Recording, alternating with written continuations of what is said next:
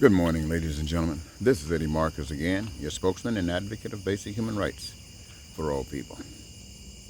It is early morning down in Mississippi, and it's kind of, well, would you believe it, kind of pleasant at this hour on this day. However, I find that so many thoughts are running through my mind, I can't sleep. So rather than just have these thoughts alone, I've decided to share them with you. Heaven and hell has been placed before humankind. It has been put as a choice,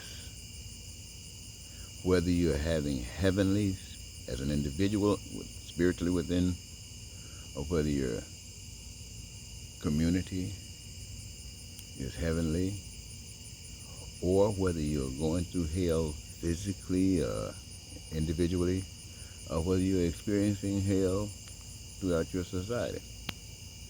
The choice has been put before us.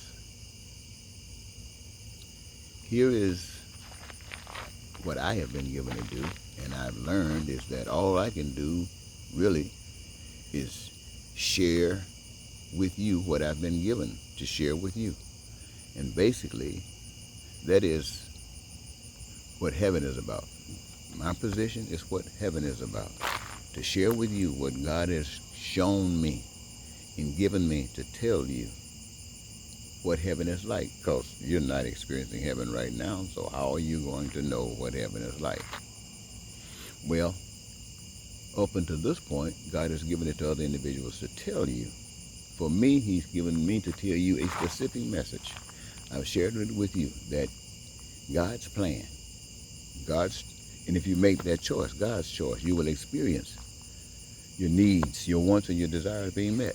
You've heard me say it. I'm not going to go through everything. You will experience those essentials for survival met: food, clothing, shelter, education, health care, and a career, to make sure that all of the resources that God has given, as long as the need is there, as long as there are those who receive from it, survival, engage themselves in the process, that's a heavenly design.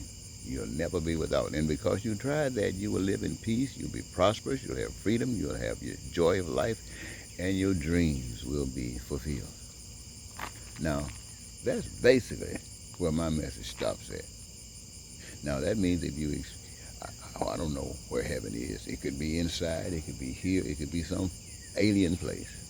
But wherever heaven exists, there is what I just got through describing: peace, prosperity, freedom, joy of life, and the fulfillment of dreams, wherever it exists. Now, it is a choice, because if it's not there, the opposite of heaven is what we experience every day. Now, for me, the thing that is so wonderful is that I have made a judgment that, or accepted a reality, that when I see you painting, it hurts me. When I see one that's causing your pain, it hurts me. And that hurt causing me to get all frustrated and angry, not doing nothing for me or you.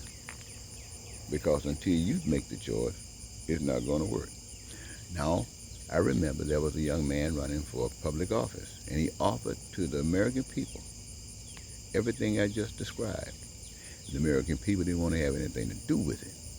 The American people chose a Donald Trump, and they've been cussing Donald Trump out ever since. But that was their choice. They choose, I don't know whether it was ignorance or whether they were just being smart.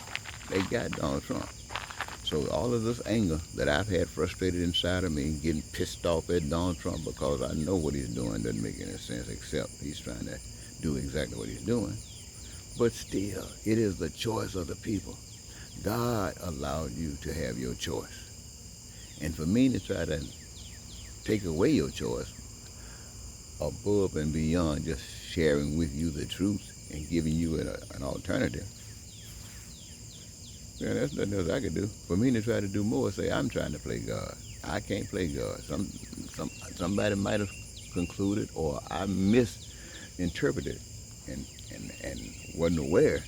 But for me to make something right, I can't do that. All I can do is share with you what would make it right and put in your hands. Because that's what God did with us. He shared with us. And you say, well, for whatever excuse you come up with, I can tell you this. There is a God. I had a meeting with God. And there was no more belief in God, for I knew God.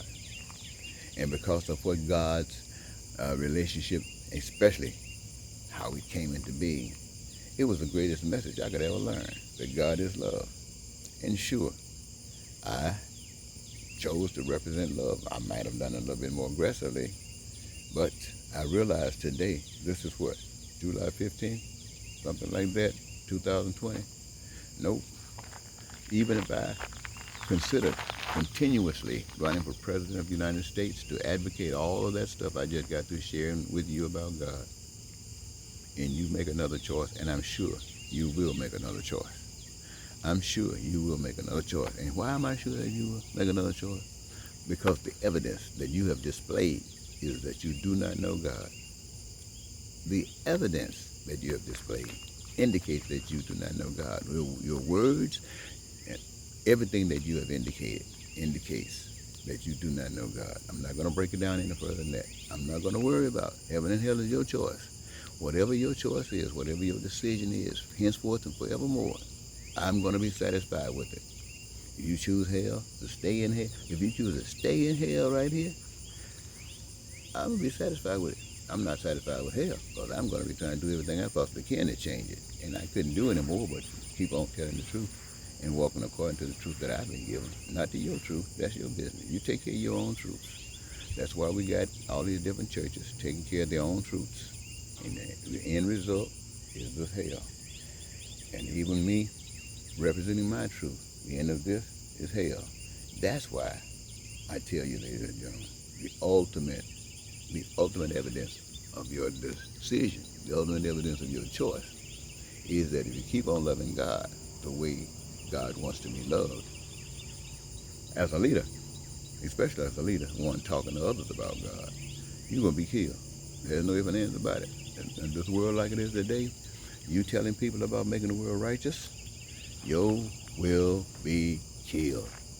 And the angels in heaven rejoices because they found another that was real, another that accepted God. And all the rest of us, ladies and gentlemen, we can say what we want to say. We can we can pimp ourselves up to heaven. You know, every preacher, everybody that has died is in heaven. You ask somebody, everybody, every gangster that ever committed a crime against anybody, every hater that's ever committed a crime against anybody, somebody has put them in heaven. Somebody has put them in heaven. So, I ain't worried about that no more. Heaven and hell is your choice. We got a presidential election coming up. You know darn well what heaven is, and you know what darn well what hell is. I'm not going to worry about this time. You can vote for Donald Trump. You can vote for Joe Biden, and I will not be upset. Nope, I will not be upset. I'll keep on speaking against you, Joe Biden. I'll speak against Donald Trump. As I lift up God, you say, for me to lift up the righteous way, or should I say the heavenly way, and it's in opposition to all the other ways, then it speaks for itself. Ladies and gentlemen, I guess I got a chance to share my thoughts with you. They might seem like I'm rambling just like I was rambling in my thoughts, but that's exactly what it is, my thoughts. I shared them with you for whatever purpose. I feel a little bit better now. I'm going back and now got a couple more hours for the day, see if I can get some more sleep. Next time, goodbye.